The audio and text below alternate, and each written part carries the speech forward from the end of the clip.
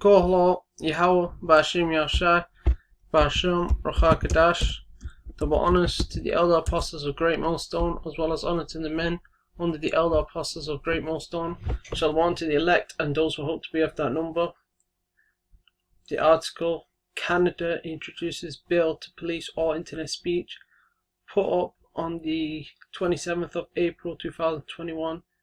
That's today's date according to the bottom right hand screen of my desktop as you see in this video. Desperate to transform his country into a clone of communist China, Canadian Prime Minister Justin Trudeau, or Thrudeau as some brothers call him, has introduced new legislation that would censor the internet in Canada and make everything on it politically correct, citing the threat of hate speech and hurtful language, particularly against politicians like himself. Trudeau wants to force all social media platforms, including Facebook and Twitter. Mind you, YouTube is considered a social media platform. So he wants to force all social media platforms, YouTube being one of them, including Facebook and Twitter, to start immediately removing all content that someone on the left might feel is offensive. Once a publication is flagged, for example YouTube, that would be like a video, it will have to be taken down within 24 hours of it being flagged, confirmed Canadian Heritage Minister Stephen Guilbeault, who announced the plan during a recent video conference with the Centre for Israel and Jewish Affairs. A new regulatory body would be established on the taxpayers' dime and taxpayers' money to police all internet content. Guilbeault added, tech giants that refuse or fail to comply means do as you're told, would incur with add-on financial penalties. I'm just gonna have to check this word.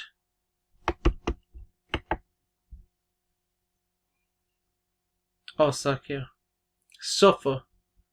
Incur means become subject to, under rule of, something unpleasant or unwelcome as a result of one's behavior or actions. Example sentence, I will pay any expenses incurred.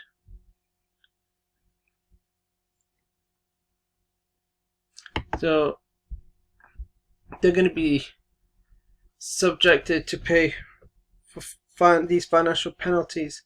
Fines is an example of these financial penalties they may incur that would have to be paid to Trudeau and his cronies. My job is to ensure the safety and security of the Canadian population. That's what I'm here for. That's what the devil says. Thrudeau. Guilbeault stated during the bill's official unveiling, I think it's going to be really good.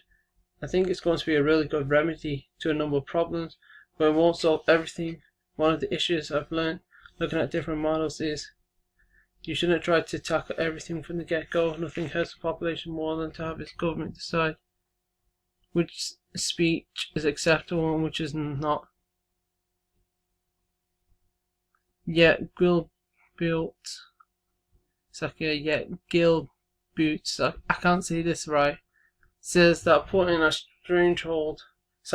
stranglehold on Canadian free speech will ultimately create a safer environment for all people online and not just for a handful.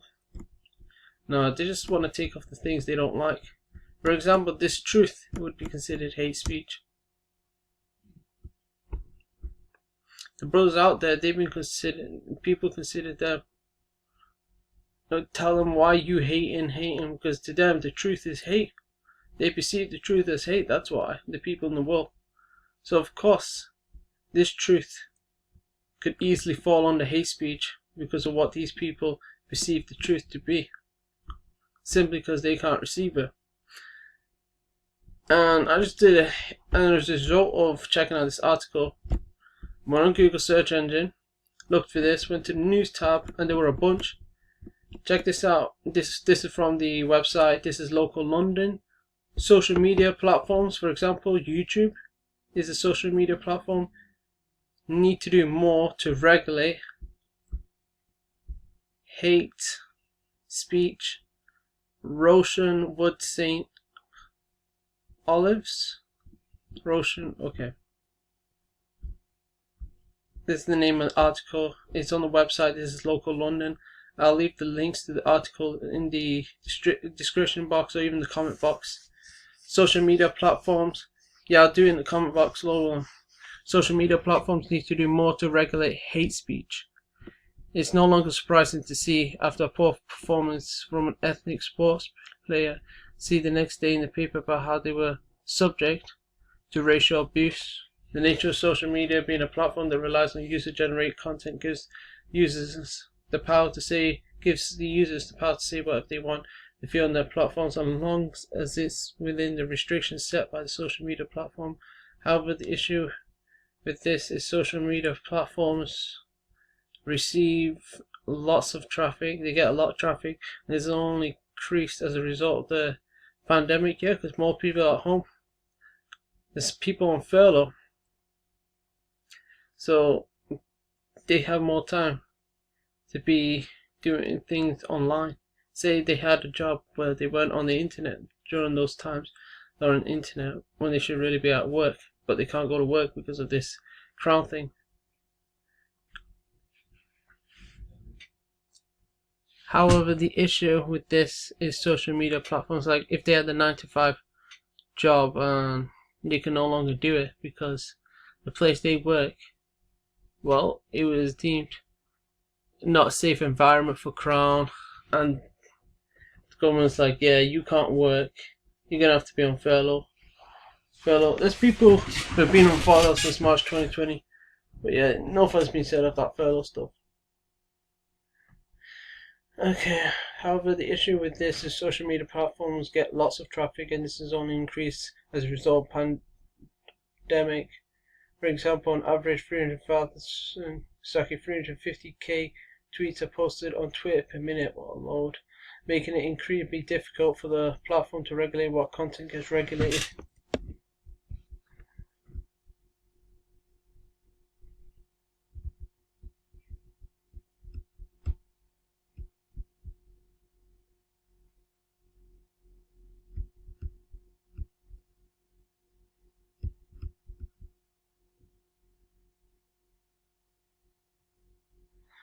One can argue that under Article 10 of the Human Rights Act 1998, everyone had the right to freedom of expression, and at least under American law, restricting the content that is on social media and is a violation of the First Amendment's freedom of the press.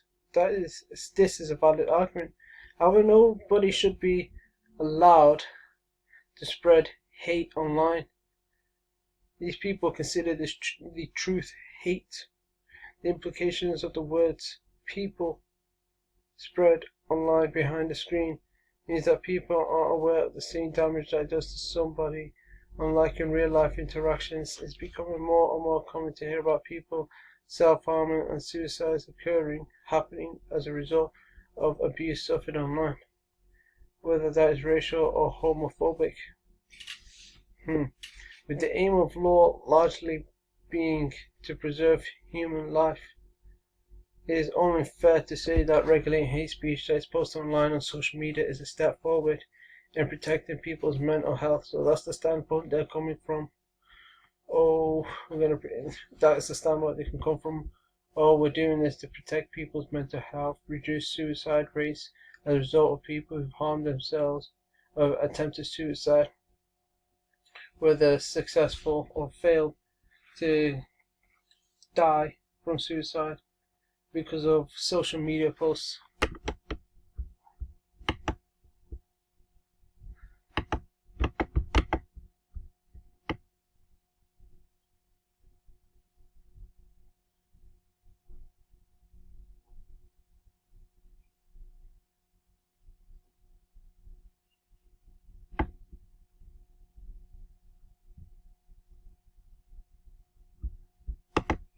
Let's check out what it says about YouTube.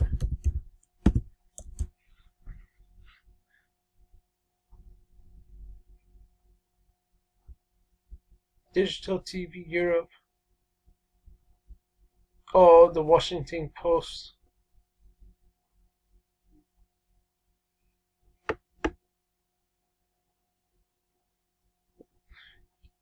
Yeah, I'm just going to use the Washington Post. I feel like, yeah, YouTube says it's getting better at taking down videos that break its rule. They still number in the millions.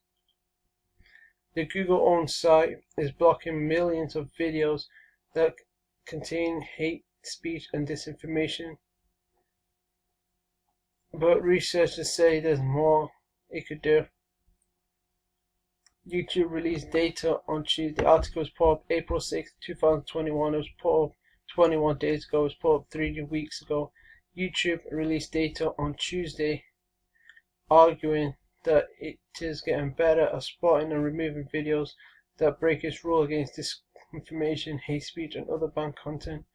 The Google-owned video service says 0.16% to 0.18% of all the video views on its platform during the fourth quarter of 2020 were on content that broke its rule.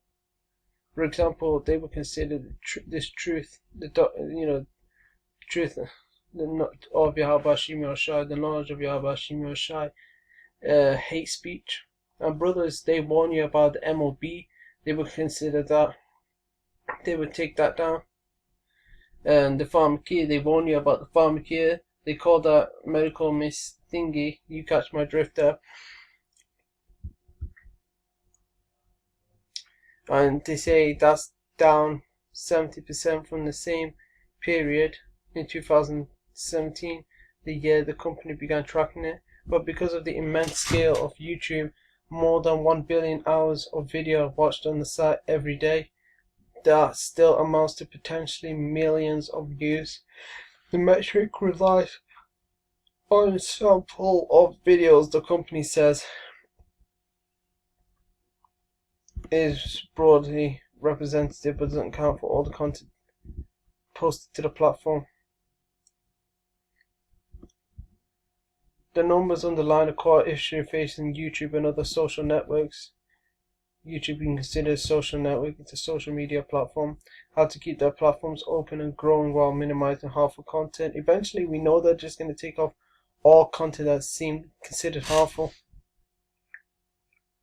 while minimizing harmful content that might trigger harsher scrutiny from government already keen to regulate them. Yes, then government will regulate them.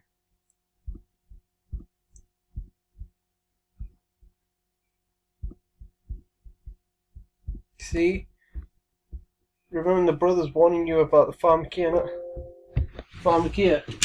Well, because that the videos taken down for speaking on the pharmacia coming out the word, coming out of the book of the Lord, and he still called that medical misinfo, telling you about the fact that people don't feel so good after taking the pharmacia.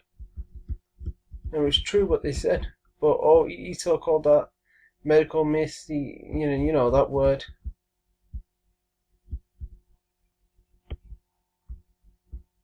So I'm just gonna bring out Isaiah 5:20. Woe unto them that call evil good and good evil, that put darkness for light and light for darkness, that put bitter for sweet and sweet for bitter. And that's exactly what he does. He calls good evil and evil good. This truth is good. This truth, this knowledge is good, and he calls it evil. But the rainbow people, unicorns and that, he calls that good when that's evil. Calls the truth evil when it's good, and he calls that rainbow stuff good when it's evil. Truth good, considered evil by E. That rainbow stuff bad, but considered good by E. Amos 8:11, the famine of the word. Behold, the days come, saith the Lord Yahweh, that I will send a famine in the land, nor a famine of bread, nor thirst for water, but of hearing the words of Yahweh Shai, because he's going to take this truth off the internet, as well as his men from the highways and byways, so they won't be out there street preaching anymore. I'm going to leave it there. Hopefully this video was edifying. Until next time, Shalom.